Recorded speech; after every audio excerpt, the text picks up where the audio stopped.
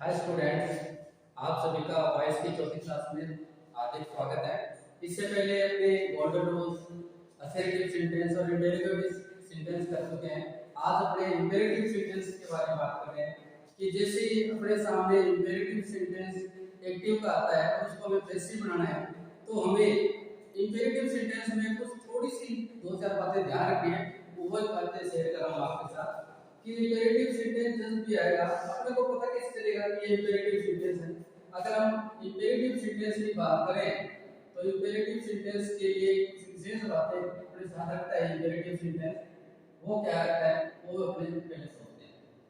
Imperative sentence की अब जब भी बात करें तो अपने सामने कुछ विशेषताएं लेकर के आता है कि हमें पता कैसे चलता है कि इंपेरेटिव सेंटेंस है। जैसे अपने इंटरोगेटिव की बात करें तो क्वेश्चन हमारा आता है, असर्टिव की बात करें तो साधारण जैसे भी हो हमारे सामने आता है। परंतु इंपेरेटिव सेंटेंस के अंदर दो तीन बातें विशेष होती है कि इंपेरेटिव सेंटेंस हमेशा स्पीकर सामने वाले को कहता है।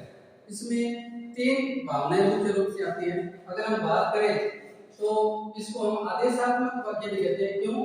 क्योंकि इसके अंदर एक तो ऑर्डर आता है, ऑर्डर कह सकते हैं या कमांड कह सकते हैं। इसके अंदर सामने वाले को ऑर्डर देते हैं या कमांड देता है। इट मींस जो स्पीकर बोल रहा है वो सामने जो लिसनर है सुन रहा है उसको वो सीधा कमांड या ऑर्डर देता है। इसका मतलब यू उसके अंदर छिपा होता है। ये विशेष ध्यान रखना कि ये हमेशा यू को संबोधित करते हुए बात करता है।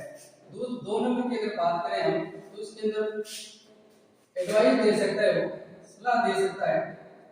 सामने वाला जो बैठा है लिसनर उसको वो सलाह दे सकता है। अगर तीसरे की हम बात करें तो इसमें वो रिक्वेस्ट कर सकता है। क्या कर सकता है? रिक्वेस्ट कर सकता है। इट मींस अब जब भी हम इंपेरेटिव सेंटेंस की बात करेंगे तो हमारे सामने इन तीन भावनाओं से भरे हुए वाक्य आते हैं। और इसकी विशेष बात ये होती है कि ये तीनों ही भावनाएं सामने वाले के लिए कहता है।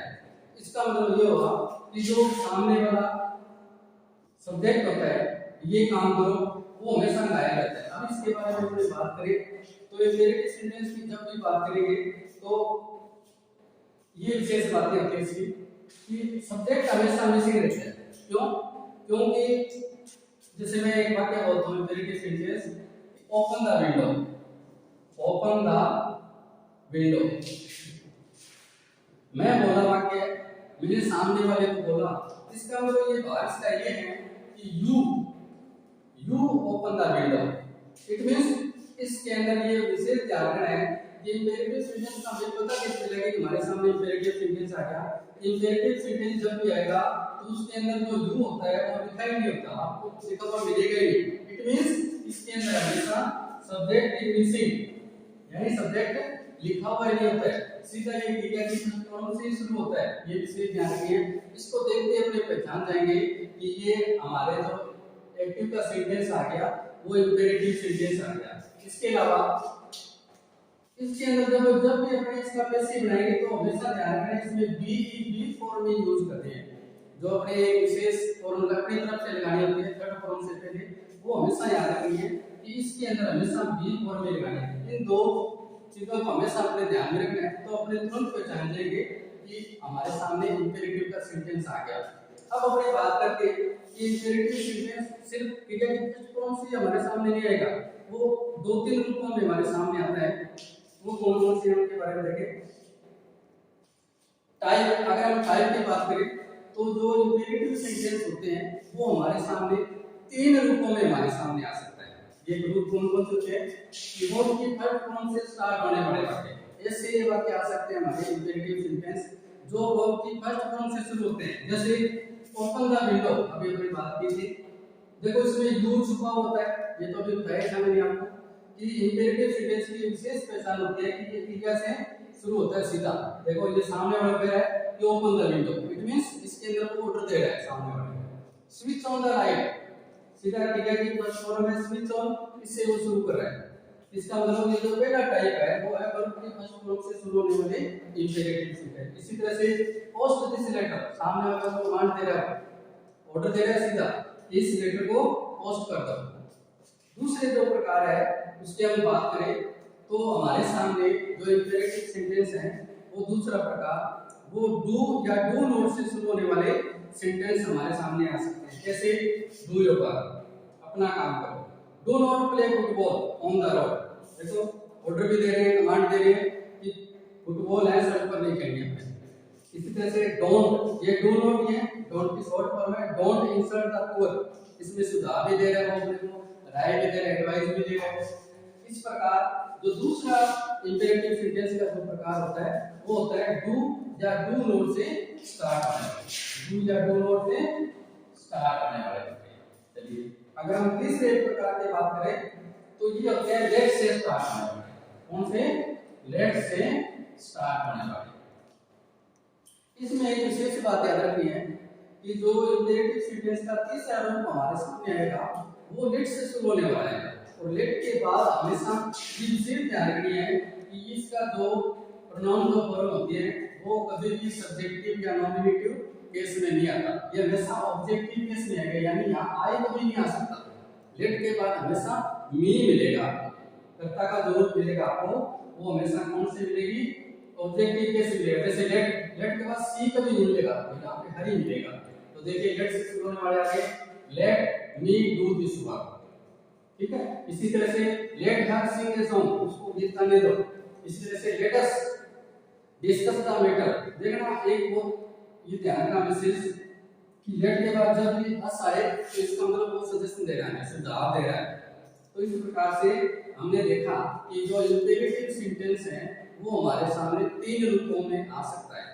अब अपने शुरू करते हैं कि जब भी हमारे सामने एक्टिव का वाक्य आता है इंपेरेटिव सेंटेंस, उसको हम पैसिव में कैसे देते हैं, आगे देखते हैं। या इसका रूल नंबर 1, इसको अपने दो तरीके से एक्टिव से पैसिव में चेंज कर सकते हैं, और तीसरा जो नियम है वो लेट वाला होता है। लेट वाला थोड़ा अलग होता है, इसमें थोड़ा सा ध्यान रखना है कि लेट हमेशा इंपेरेटिव सेंटेंस जब भी अपने बनाएंगे तो हमेशा लेट से शुरू करना है। एक बात तो ये विशेष याद रखनी है कि इंपेरेटिव सेंटेंस का जब भी हमें एक्टिव से पैसिव बनाना है तो वो हमेशा वाक्य लेट से ही शुरू करना है। अब वो आगे देखिए, फिर अपने को क्या लिखना है? ऑब्जेक्ट लिखना है। ऑब्जेक्ट का कोई ढूंढ लेंगे, फिर इस स्टेप में अपने अच्छी तरह से ढूंढना सीखते हैं। इसके अलावा मैंने शुरू में बताया था इसमें जो बी फॉर्म होती है वो ही यूज कर रही है। क्रिया की थर्ड फॉर्म से पहले हमेशा क्या लगाना है? बी ई लगाना है, बस हमें ध्यान रखना है। और वर्ब की थर्ड फॉर्म तो ये पक्का याद रखनी है अपने को, और कोई अन्य शब्द आ जाए तो लास्ट में लिखना है। जैसे अब इसका बनाना शुरू करते हैं। नियम समझ में आ गया कि हमें हमेशा याद रखना है रूल नंबर 1 कि लेट से शुरू करना है। सबसे पहले तो इंपेरेटिव सेंटेंस जब भी आता है तो हमें इसका पैसिव हमेशा किससे शुरू करना है? लेट से शुरू करना है। 3 स्टेप से शुरू करें। मैंने ये बता दिया कि यहाँ सब्जेक्ट तो इसमें गायब होता है हमेशा, तो सब्जेक्ट को तो छोड़ दो, मन में सोच लो ये सब्जेक्ट है यहाँ पे, और यहाँ पे क्या है? स्विच ऑन हो गया, भी क्रिया हो गई। इसके बाद किसको करना है? भी द लाइट को रखना है, तो ये ऑब्जेक्ट हो गया। दोनों चीज छांट ली। अब अपने जब इसका बनाना शुरू करेंगे तो कैसे बनाएंगे? लेट। सबसे पहले अपने क्या लिखेंगे? लेट लिख दिया। अब अपने को लिखना है ऑब्जेक्ट। ऑब्जेक्ट लिखिए क्या है? The light. Late the light. अब अपने को क्या लिखना है? बी ई बी, ये अपने को याद करनी है। बी फॉर्म लिखनी है, और स्विच का क्या हो जाएगा? थर्ड फॉर्म स्विच ऑन है। इसमें बाई लगाना ही नहीं है, क्यों नहीं लगाना? क्योंकि बीच में कर्ता होता ही नहीं है। तो जैसे स्विच ऑन द लाइट का अगर अपने पैसिव बनाएंगे तो सीधा हो जाएगा let the light be switch on. That's all, बहुत इजी होता है। चलो अपना दूसरा करते हैं कि don't touch the net wire. देखो इसमें कमांड दी है, चेतावनी दी है उसमें कि जो नंगे तार है उसको छूना नहीं है। इसको अपने शुरू करते हैं डोंट टच। टच की क्या हो गई? तो ये तो क्या हो गई? तो वर्ब हो गई। इसको नहीं छेड़ना, इसको नहीं टच करना, द नेट वायर को नहीं करना, ये अपना ऑब्जेक्ट हो गया। इसमें अपने को पता है कि सब्जेक्ट इसमें गायब होता है। चलिए इसका बनाना शुरू करते हैं। तो बनाना शुरू करते हैं तो बताया हुआ है कि सबसे पहले अपने को जब भी अपने इंपेरेटिव सेंटेंस बनाते हैं तो सबसे पहले क्या बनाते हैं? लेट। लेट लिख दिया। लेट लिखने के बाद क्या लिखना है? ऑब्जेक्ट लिखना है। तो let the net wire, net wire object लिख दिया। अब इसके बाद क्या लिखना है? बी लिखना है। तो नेट वायर उससे पहले देखो ये थोड़ा ध्यान रखना है, यहाँ डोंट है ना, इसका मतलब नोट है, तो नोट है तो इसको अपने को ध्यान रखना है, ये अपने नोट लिखना है। तो लिखिए नोट, ये विशेष ध्यान रखना है, डोंट वाले में नोट लिखना है बी से पहले, डोंट बी इसकी जगह पर लिखते हैं बस तो बढ़ गया। आगे और लिखते हैं inform the police of crime, inform का मतलब सूचना देना, ये इसमें क्रिया हो गई, इसमें क्रिया हो गई, किसको देंगे अभी, द पुलिस, ऑब्जेक्ट हो गया, ये शब्दों में आ गया। तो चलिए बनाना शुरू करते हैं इसको। तो सबसे पहले क्या लिखना है, लेट लिखना है, तो लेट लिखिए लेट, इसके बाद ऑब्जेक्ट आ गया लेट द पुलिस, इसके बाद अपने को बी लगाना है, बी लगा दिया, इसकी थर्ड फॉर्म लिखते हैं इन्फॉर्म्ड, और ये आई में शब्द ऑफ क्राइम। तो देखिए इस तरह से बहुत ही इजी होता है, जब भी हमारे सामने इंपेरेटिव सेंटेंस आता है तो उसकी तुरंत पहचान हो जाती है कि ये क्रिया से शुरू होते हैं, तो क्रिया से शुरू हो रहे हैं तो अपने इसमें क्रिया ही है और इसके बाद ऑब्जेक्ट होता है, करता इसमें होता ही नहीं, वही स्टेट चेंज की ऑब्जेक्ट को यहां लाए, उससे पहले इसे ध्यान रखना है इसमें लेट लगाना है। इसका नियम याद हो गया इस तरह से कि सबसे पहले जब भी अपने अपनी तरह से लेट लगाना है, फिर ऑब्जेक्ट लिखना है, ऑब्जेक्ट के बाद बी लगाना है और उसके बाद क्रिया की थर्ड फॉर्म, और उसके बाद अगर कोई वाक्य का अन्य पार्ट्स बच जाता है तो वो जो करना है। चलिए और देखते हैं। अब एक दूसरा तरीका भी होता है इसका, इंपेरेटिव सेंटेंस को एक्टिव से पैसिव बनाने का दूसरा तरीका बता रहा हूं। दूसरा तरीका बहुत इजी होता है। उससे पहले मैंने शुरू में आपको तीन बातें बताई थी कि जब भी इंपेरेटिव सेंटेंस हमारे सामने आता है तो वो तीन भावनाएं लेकर के हमारे सामने आता है। तो सबसे पहली भावना है रिक्वेस्ट की आ सकती है, और रिक्वेस्ट वाला वाक्य आ गया, ये अपने को पता कैसे चलेगा कि ये रिक्वेस्ट वाला वाक्य आ गया, ये अपने पता कैसे चलेगा कि ये रिक्वेस्ट वाला वाक्य आ गया। इसमें क्या होता है कि ये दो शब्द हमारे को ऐसे करेंगे, इसके अंदर प्लीज या काइंडली का लिखा हुआ किसी वाक्य में आ जाए तो ये समझ लेना भी इस वाक्य के अंदर रिक्वेस्ट है, आराम से इसे पहचान सकते हैं। जैसे इस वाक्य में कि ये आ गया please give me a book, वाक्य आ गया। अब इसका बनाना है अपने को, इसका पैसिव बनाना है। पैसिव बनाना है तो एक तरीका तो हम कर सकते हैं लेट वाला, इसको लेट से बना सकते हैं, फिर लेट लिख दिया, फिर ऑब्जेक्ट लिख दिया, फिर बी लिख दिया, फिर क्रिया की थर्ड फॉर्म लिख दी, फिर इन्हें शब्द लिख दिए। एक तरीका तो होता है। अब दूसरा तरीका भी आ सकता है, क्योंकि देखो ऑब्जेक्टिव टाइप क्वेश्चन आते हैं, उसने मान लो ए बी सी डी आपने इस ये तरीका दे दिया, तो ये तरीका भी आपको आना चाहिए। तो ये तरीका तो बहुत ही इजी होता है। इसको कैसे करते हैं कि यू आर लेना, इसका अगर बनाना है आपको सबसे पहले तो इंपेरेटिव सेंटेंस से ये पता लगे क्योंकि क्रिया से शुरू हो रहा है, और इसके अंदर आ गया प्लीज और काइंडली, अपने को ये भी पता लग गया भी इस वाक्य के अंदर रिक्वेस्ट की भावना है। अब रिक्वेस्ट की भावना है तो अपने को इसको तो बनाना शुरू करेंगे, तो अपने लिखेंगे कि यू आर। एक तो लेट वाला तरीका था, अब मैं दूसरा तरीका था, इस तरह से बना सकते हैं यू आर लिख दिया। अब अपने को लिख लिया भावना, भावना अपने को पता लगी कि इसके अंदर रिक्वेस्ट है। क्यों? क्योंकि ये दो शब्दों से हम आराम से पकड़ सकते हैं कि इसके अंदर रिक्वेस्ट है, तो यू आर रिक्वेस्टेड टू यहां लिख दिया। उसके बाद प्लीज या काइंडली को छोड़ के ज्यों का त्यों वाक्य वैसा का वैसा उतारना है। देखो कितना इजी हो गया, to give me a book, बहुत ही इजी हो जाता है देखो ध्यान से। अगर ये दूसरा तरीका आपके ऑप्शन में आता है या आप बढ़ाना चाहते हो तो देखो इस तरह से बहुत इजी अपने बना सकते हैं कि आपने को सबसे पहले तो भावना देखनी है कि यू आर लिख दिया, उसके बाद यहाँ जो टिक है यहाँ पे अपने को भावना देखनी है, इसमें रिक्वेस्ट, तो यहाँ लिख दिया रिक्वेस्टेड टू, ठीक है। और उसके बाद जो गिवन सेंटेंस है यानी प्लीज और काइंडली को बोलना चाहिए, ये ध्यान रखना, प्लीज काइंडली लिखना, बस वैसा का वैसा पूरा का पूरा वाक्य नीचे लिख देंगे। चलो अगला वाक्य देखते हैं, टेक योर सीट प्लीज, ये देखिए वाक्य आ गया, अपने तुरंत पहचानने आ गया। सबसे पहले तो टेक क्या से शुरू हो रहा है, इट मींस ये इंपेरेटिव सेंटेंस हो गया। अब अपने को तुरंत पहचान आ गई बीच में रिक्वेस्ट है, तो अपने शुरू करें इसको कैसे बनेगा, तो यू आर रिक्वेस्टेड, तो प्लीज काइंडली है ना, तो requested, you are requested to, यहां तक लिख दिया।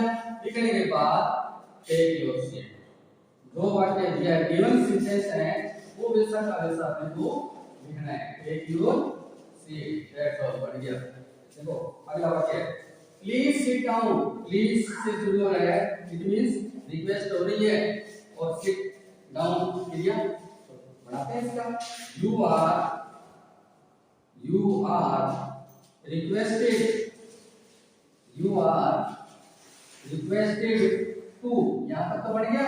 अब प्लीज का इंडिकेट लिखना नहीं है, दो क्रिया शेष वाक्य बच गया, सिट डाउन, बस बहुत ही इजी वे में बना सकते हैं। पहला दो प्रकार था, मैंने तीन मामले में थी, इसमें कमांड हो सकता है, ऑर्डर हो सकता है, इसके अंदर रिक्वेस्ट हो सकती है, तो अपने ये रिक्वेस्ट वाले वाक्य बना चुके हैं। अब अपने दूसरे प्रकार जो वाला है वो देखते हैं ऑर्डर वाले। ऑर्डर वाले में क्या होता है कि वाक्य को देखते ही पहचान में आ जाएगा, ये ऑर्डर दे देंगे, find out the solution of the problem, गुरुजी ने कहा कोई सवाल दे दिया, कहा चलो इस समस्या का हल काढिए, इस सवाल का हल कीजिए, तो बस ऑर्डर है, इसमें कैसे लिखेंगे, you are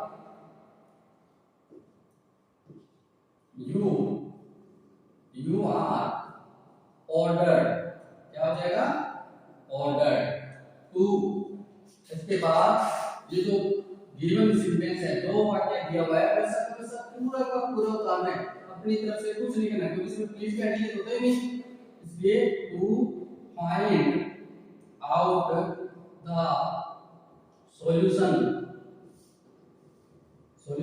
of the problem, वैसा का वैसा पूरा का पूरा वाक्य।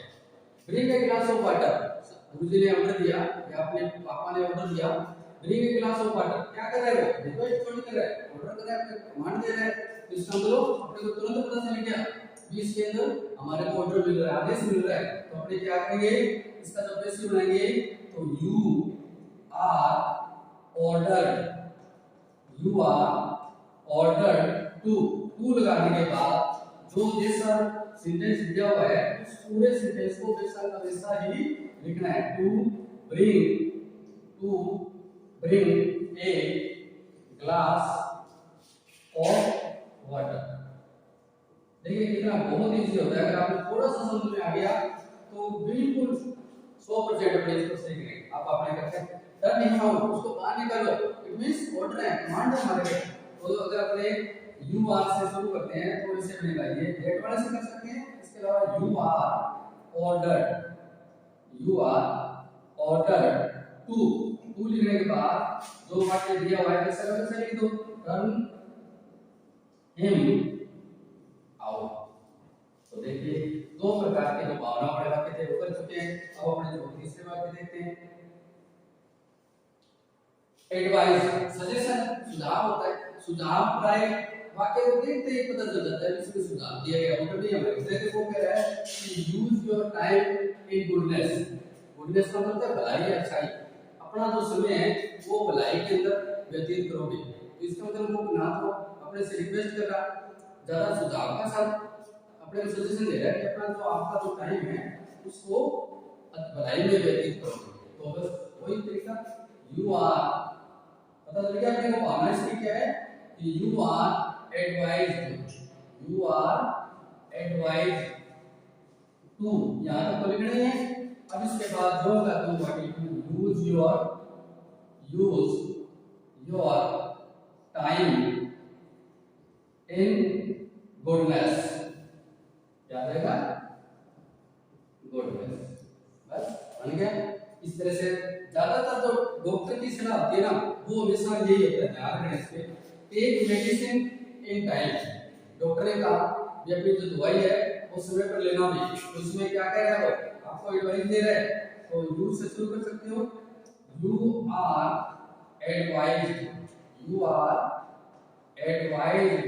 टू, यहां तक तो लिखना है, यू आर लेने है सब में, इसके बाद जो भावना है वो लिखनी है, एडवाइस है एडवाइस लिख दिया, इसके बाद जो का तो में लिखना है to take medicine medicine in time. Doctor ने कहा कि अपनी दवाई को समय पर लेना भी सलाह देगा, सुझाव देगा, अपनी सलाह दे। अवॉइड बैड कंपनी, अवॉइड का बचो, बुरी कंपनी से बचो, यानी बुरी संगति से बचो। इट मींस क्या है, सुझाव है हमारे, सलाह दे रहे हैं, सलाह दे रहे हैं। तो you are advise, you are advise to, यहां तक तो बन गया। अब तो बहुत से वैसे लिख रहे हैं, अवॉइड, अवॉइड बैड कंपनी। तो बताइए, बहुत ही इजी वे में इसको हम बढ़ा सकते हैं। तो अपने दो तीन भावना देखिए, आगे और देखते हैं। एडवाइस और जो रिक्वेस्ट वाले वाक्य होते हैं ना, अगर वो आ जाए तो उसका एक तरीका हल्का सा और भी आता है, क्योंकि देखो ऑब्जेक्टिव टाइप उत्तर आते हैं। अगर मान लो शुड वाला भी वो उत्तर दे दिया आपको, मान लो, तो ये भी एक तरीका आपको आना चाहिए। शुड बी, ये किसे, शुड बी का यूज करके, शुड बी का यूज करके ये भी अपने बढ़ा सकते हैं। कैसे, जो एडवाइस और रिक्वेस्ट वाले वाक्य होते हैं ना, रिक्वेस्ट वाले कौन है, कोई बात नहीं, रिक्वेस्ट वाले जो वाक्य होते हैं वो शुड बी का उपयोग करके भी अपने बढ़ा सकते हैं। वो कैसे बढ़ाएंगे, जैसे हेल्प का हेल्पलेस, हेल्प ये क्रिया हो गई, ठीक है, किसकी करें, द हेल्पलेस, जो असहाय लोग हैं उनकी सहायता करें। अब वो जो एक स्टेप अपना कंप्लीट हो गया, स्ट्रेस होता ही नहीं। अब इसकी चीट चेंज करनी है तो कैसे करिए, तो ये आ जाएगा द हेल्पलेस, द हेल्पलेस। ये मैंने आपको बताया है कि कई ऐसे वाक्य होते हैं जिसमें एडवाइस है या रिक्वेस्ट है, उनको एक शुड बी का प्रयोग करके भी अपने बना सकते हैं। बहुत उदाहरण तो पेपर का मामला है, अगर बाई चांस मान लो ऑप्शन में शुड बी वाला ही ऑप्शन आ गया और आप तो मालूम थे तो कभी सब तो बताए थे लेट वाला, और सब तो कह रहे थे यू आर एडवाइस वाला, वो तो ऑप्शन ही नहीं है उत्तर में, और इसमें तो शुड भी आ रहा है। तो अपने को युद्ध क्षेत्र में जा रहे हो तो हथियार सारे यूज करने पड़ सकते हैं, तलवार भी चलानी पड़ सकती है, भाला भी फेंकना पड़ सकता है। तो बिल्कुल परफेक्ट तैयार रखना है, कोई भी अपने सामने वाक्य आ जाए कि प्रोफेसिव में चेंज करने का सारे तरीके अपने होने चाहिए।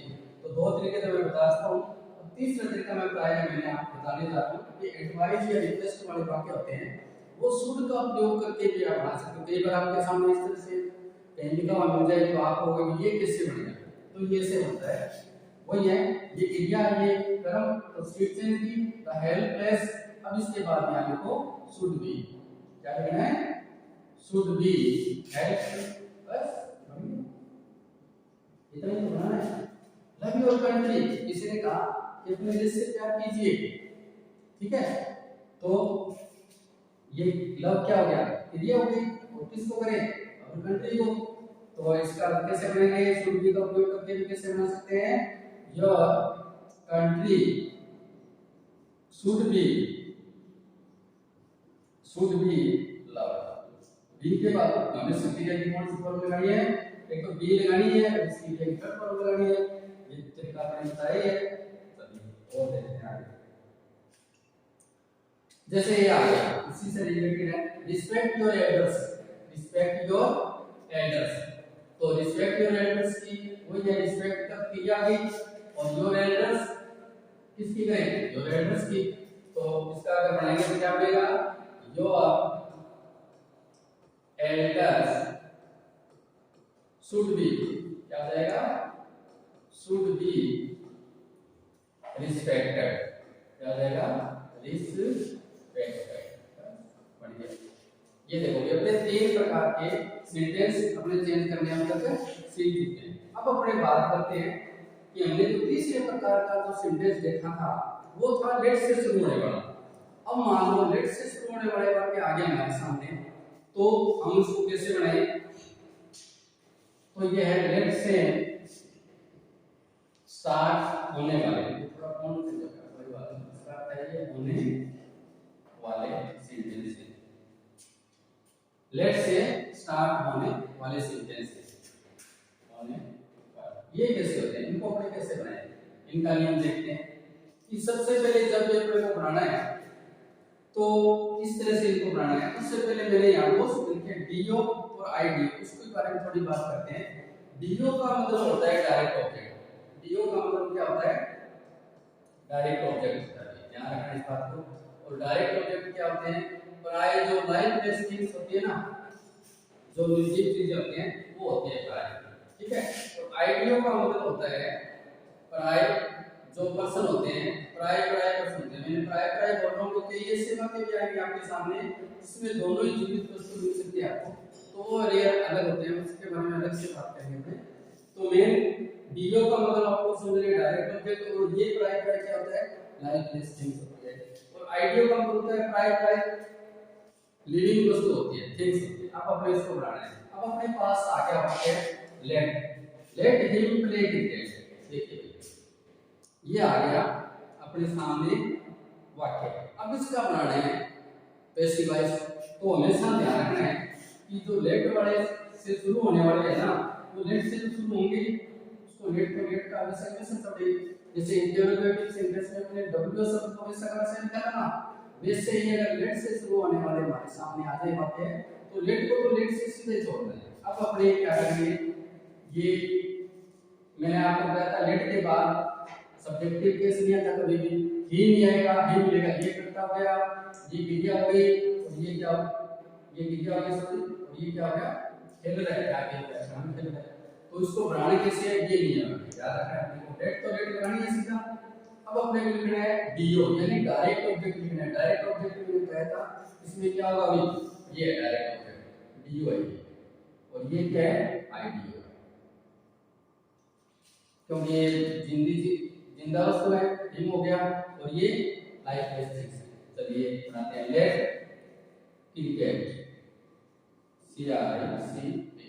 क्रिकेट। अब इसके बाद लिखना है बी, ये तो पक्का याद रखना है अपने को, बी। इसके बाद थर्ड वन लिखनी है प्लेड, बी प्लेड, है ना, वाई करके ये हिम का हिम मिलेगा अभी, क्यों भाई? क्योंकि ये ऑब्जेक्टिव केस में लिखा होता है, मैंने आपको पहले बताया था लेट के बाद हमेशा ऑब्जेक्टिव केस होता है, इसलिए ये हिम का हिम मिलेगा। जैसे लेट है मेक इट, ये लेट है तो लेट तो लेट का लेट आ जाएगा, है ना। ये हो गया आईडीओ, ये हो गई क्रिया, और ये हो गया डीओ। चलिए बनाए। तो अपने को बनाना कैसे है? सबसे पहले अपने को लेट लिखना है, लिख दिया। लेट के बाद अपने को लिखना है डायरेक्ट ऑब्जेक्ट। डायरेक्ट ऑब्जेक्ट तो मैंने बताया था ये हर है, ये तो आईडीओ होगा क्योंकि ये लिविंग वस्तु है, और ये टी है, ये लाइफलेस थिंग्स है, इसलिए डीओ है, तो डीओ आ जाएगा लेट टी। उसके बाद क्या लिखना है? बी लिखना है, बी। उसके बाद क्या है? क्रिया की थर्ड फॉर्म, मेक की थर्ड फॉर्म, मेक बाय और बढ़िया क्लियर होगी बात। अब अपने तीसरे प्रकार का सेंटेंस था वो अपने कर चुके हैं कि लेट से शुरू होने वाले अगर हमारे सामने आ जाए तो घबराने की कोई जरूरत नहीं है।